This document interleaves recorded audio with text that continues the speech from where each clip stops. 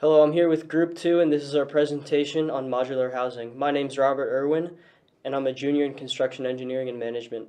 Hi, my name is Diego Amar, and I'm a senior in civil engineering. Hi, my name is Austin Goose. I'm a sophomore in civil engineering. And I'm Cole Smith, and I'm a junior in civil engineering. Here's our table of contents. This is what we're going to be going over today. So, what is modular housing? Modular houses are prefabricated buildings or houses that consist of repeated sections called modules.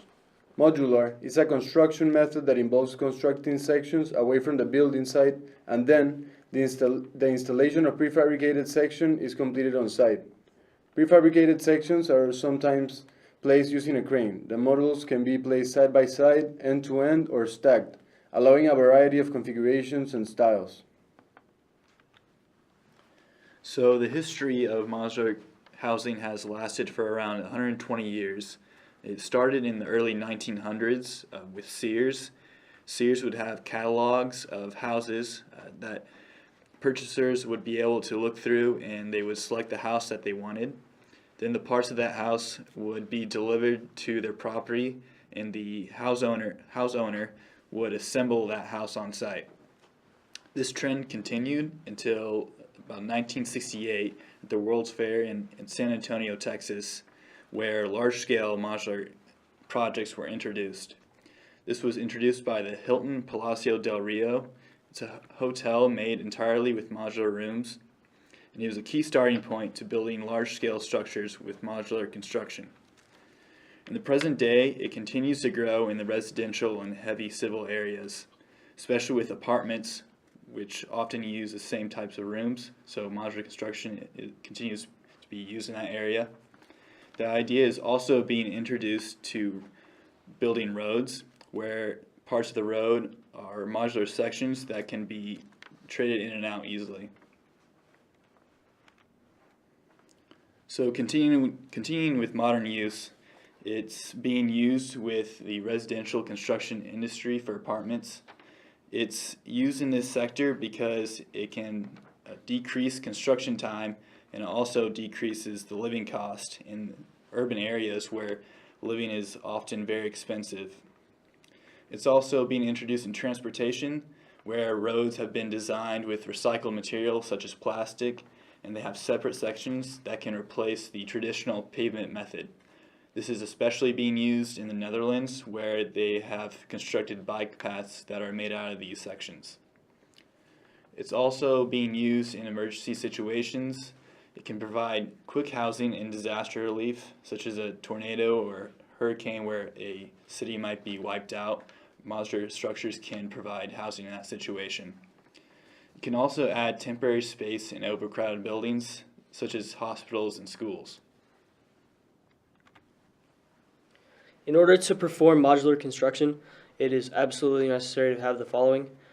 First of all, a contractor must have a fabrication facility where they can manufacture all the components needed for the job. Proper transportation capabilities are also necessary. The components that are transported from the facility to the job site are heavy, and proper trucking equipment is needed to move these components from point A to point B. Heavy lifting equipment such as cranes are needed to lift the modular components off the trucks and place them into the foundation. In addition, the correct materials are needed in order to perform modular housing, such as insulation, steel, glass, and wood. There are plenty of benefits to using modular housing. The first benefit is the affordability to construct and live in.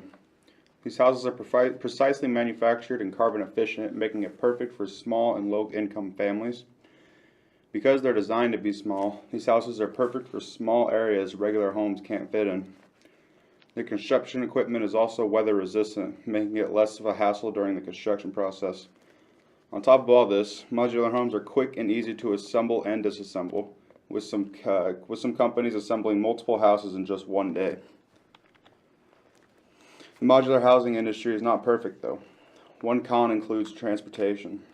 These homes can take heavy equipment to move from factory to field, which could be expensive and dangerous. There are also architectural limitations to these towers, as they are manufactured to be efficient. These houses are also difficult to finance and have a short-term lifetime expectancy, as they are only a short-term solution. Lots of new technology is being introduced to the modular housing sector. The use of building information modeling, or BIM, is becoming more common. BIM is software that paints a 3D picture of the plans so that companies can review the plans for a piece before they produce it. BIM helps companies optimize space in the components by using geometry. Laminated lumber is another innovation that is becoming more popular in modular housing. Laminated lumber is an engineered wood product that is made by layering dried wood veneers. Laminated lumber tends to outperform conventional lumber and is more uniform than conventional. This results in a more uniform final product, which is essential in modular construction. 3D printing is modeling technology that is being incorporated into modular housing and across the construction sector. 3D printing helps reduce waste and allows flexibility in modular designs. 3D printing can also help speed up on-site construction of walls.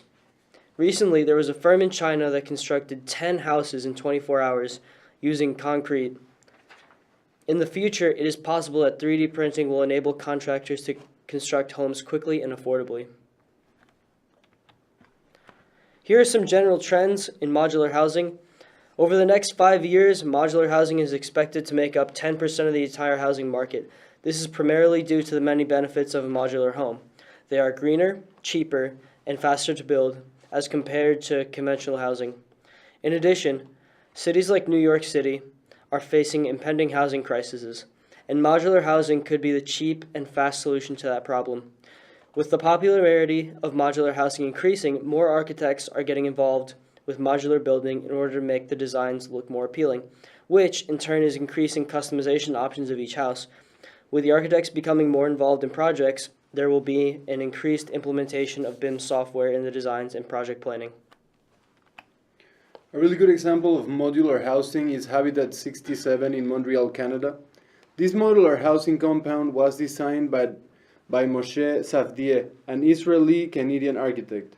This was actually Safdie's thesis at McGill University, and he was asked to build the complex for Expo 67, which took place in Montreal in 1967. This complex includes 148 residences with 15 house designs, and each home has an average cost of 140,000 Canadian dollars. The height of the complex reaches 12 stories high, and 354 identical prefabricated concrete forms were used to develop the complex. This building is a landmark for modular housing, and it was visited by over 50 million people during the 6 months of the Expo 67, where it was first showcased. Another example is the Carmel Place in Manhattan, New York. It was the first prefabricated apartment building in New York City. It has 55 units with a day and nighttime setting.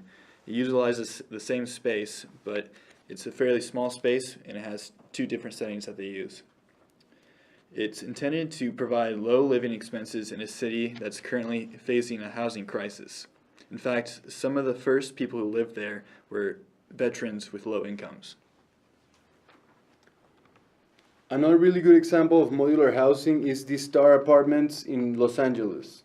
It is a residential housing complex that caters the needs of homeless people.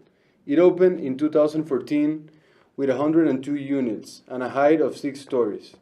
The cost of the project was of $40 million. This complex also offers on-site medical services, counseling, and a community garden for the people that live here. Each of the 102 apartments units were prefabricated as self-contained wood frame units built in Boise, Idaho. The interim construction, including plumbing, appliances, and cabinetry, was shipped to LA, where it was maneuvered into place by cranes before being permanently adjoined to the superstructure. Thank you guys for watching our presentation in modular housing. We'll see how modular housing evolves in the future and how it contributes to civil engineering.